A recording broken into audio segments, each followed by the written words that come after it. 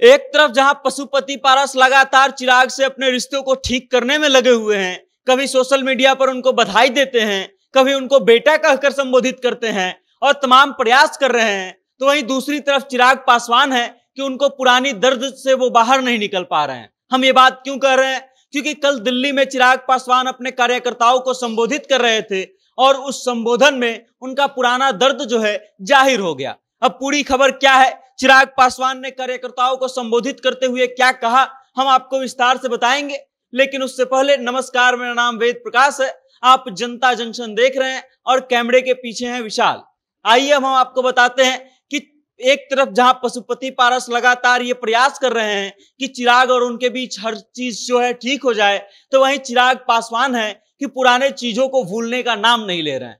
पशुपति पारस लगातार social media पर कई बार आकर के ट्वीट कर चुके हैं और उन ट्वीट में चिराग पासवान को टैग कर चुके हैं, चिराग पासवान को कई बातें बोल चुके हैं और चिराग पासवान को बधाई तक दे चुके हैं। लेकिन चिराग पासवान अभी तक ना तो उस ट्वीट का जवाब दिए हैं कभी, और ना कभी सोशल मीडिया से हटकर सामने आकर के उस बधाई को स्वीकार किए हैं। अब जो है चिराग पासवान का एक वीडियो सोशल मीडिया पर खूब वायरल हो रहा है, जिसमें चिराग पासवान कल दिल्ली में हुए कार्यकर्ताओं के समूह को संबोधित कर रहे थे। उस संबोधन में चिराग पासवान जो है ये बात याद करते हैं कि आज 13 तारीख है, 13 जून है, 13 जून को ही 3 साल पहले जो है हमारी पार्टी ही नहीं टूटी थी बल्कि परिवार भी टूटा था। चिराग पासवान जब ये बातें बोल रहे थे तो हमको लग नहीं रहा था कि चिराग पासवान सब कुछ भूल जाएंगे और पशुपति पारस को अपनाएंगे। हरदम जब चिराग पासवान से ये बात पूछा जाता है, मीडिया जब भी ये सवाल करती है कि क्या चिराग पासवान और पशुपति पारस एक हो पाएंगे,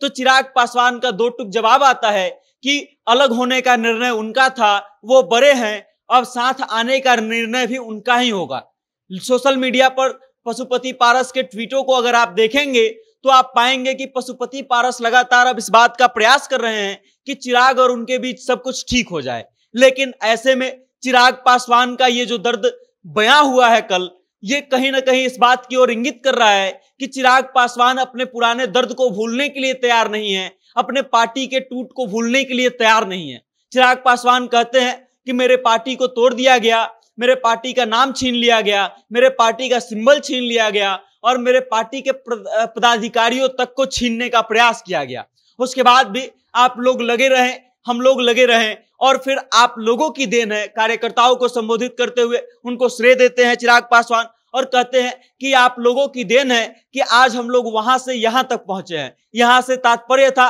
कि जब हमारे पास सिर्फ एक सांसद मैं ही बचा हुआ था, तब आज के समय में 5 सीटों पर चुनाव लड़ा और 5 सीट जीत गए। चिराग पासवान कहीं ना कहीं इस बात को दोहरा रहे हैं और इस बात से साफ साफ जाहिर करने का प्रयास कर रहे हैं कि चाहे पशुपति पारस कितना भी प्रयास कर ले, चाहे पशुपति पारस कितना भी ठीक करने का कोशिश कर ले, लेकिन शायद चिराग पासवान की सुई वहीं पे अटकी रहेगी कि उन्होंने एक समय पर चिराग पासवान को धोखा दिया है, चिराग पासवान से उनकी पार्टी छीन ली, उनके पिताजी की सीट के लिए लड़े और अब जब चिराग पासवान भूमिका में आ गए हैं, अब जब चिराग पासवान केंद्रीय मंत्री बन गए हैं और उनकी पकड़ मजबूत हो गई है, तो उनके चाचा पशुपति पारस कहीं ना कहीं सब चीजों को ठीक करने का प्रयास कर रहे हैं, वापस से एक होने का प्रयास कर रहे हैं। अब देखना यह दिलचस्प होगा कि चिराग पासवान और उनके चाचा पशुपति पारस के बीच सब कुछ पहले जैसा हो पाता है कि नहीं हो पाता है। लेकिन आप फिलहाल इतना समझ लीजिए कि चिराग पासवान शायद अभी इस मूड में नहीं है कि पशुपति पारस और उनके बीच की जितनी भी वाद विवाद थे वो सब दूर हो जाएं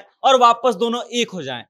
फिलहाल उनके वीडियोज को देखकर तो यही लग रहा है, क्योंकि चिराग पासवान ने अभी तक अपने चाचा के बधाई का भी धन्यवाद नहीं दिया है और चिराग पासवान जो है अभी तक सोशल मीडिया पर या फिर खुले तौर पर आकर के कभी इस बारे में बात नहीं किए हैं कि चाचा सब कुछ ठीक करने का प्रयास कर रहे हैं। बाकी आप इस चीज को लेकर के क्या सोचते हैं, चिराग पासवान और पशुपति पारस के रिश्ते को लेकर के क्या सोचते हैं और आपको क्या लगता है इन दोनों को एक हो जाना चाहिए या नहीं, इस बारे में क्या सोचते हैं, अपनी राय कमेंट के माध्यम से हम तक जरूर भेजिएगा और देखते रहिएगा जनता जंक्शन। बहुत बहुत धन्यवाद।